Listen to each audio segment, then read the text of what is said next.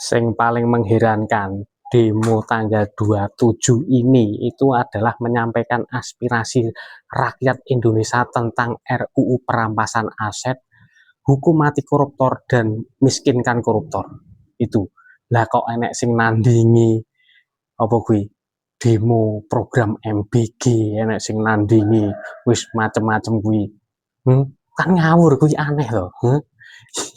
Kui kontaknya wis beda ya bro. Ya oke lah, kue dukung pemerintah, oke silahkan. Tapi kue ora melek. Aspirasi sing dibawakan gue hukum mati koruptor karo perampasan aset koruptor lho. Nek koruptor nek jatahmu bansos yo luwih akeh, iso luwih rata. Terus pembangunan iso luwih merata. Dan yang pasti ketika uang yang kamu bayarkan lewat pajak dan tidak dikorupsi, hatimu seneng melihat pembangunan di negara ini, kue bangga. Tapi nek duitmu dikorupsi, kue mesti tak misuh-misuh toh.